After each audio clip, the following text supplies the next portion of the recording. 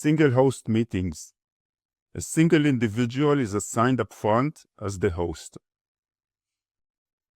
I'm on the OnceHub homepage and we're going to review a booking calendar for a single host meeting. I click on booking calendars and let's look at the first one. It's a quick check-in. I click on it.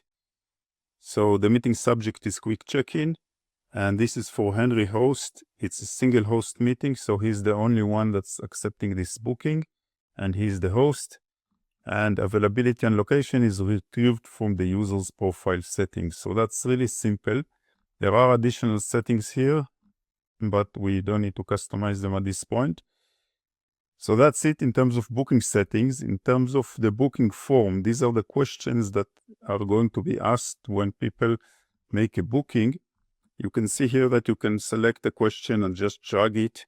There is already a question for a full name, for contact email address. The location is a conditional field, and there is also a question to collect information from any additional guests that will want to join the meeting.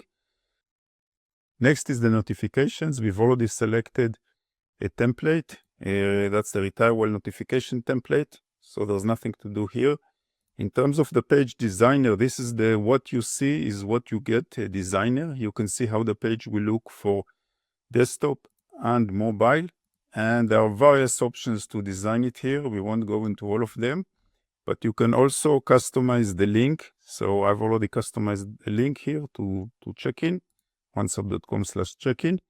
And let's make a booking with this link. So I'm going to click this icon and open the page in a new tab.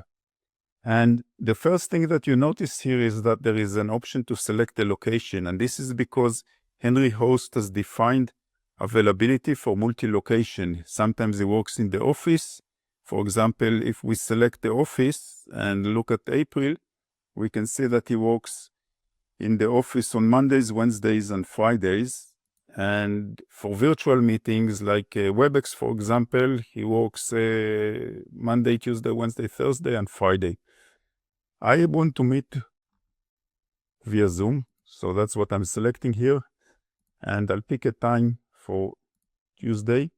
And the name is Gloria Guest. That's the email address. Meeting location is Zoom, and Gloria also wants her husband to join for this meeting, so she can add him. So the guest full name is Harrison Guest, and the email address, we'll just put something quick, and the relationship, he is her husband. And we add the guest. So this is how we can add additional guests with all their details. And all we need to do is click on schedule, and the meeting is scheduled.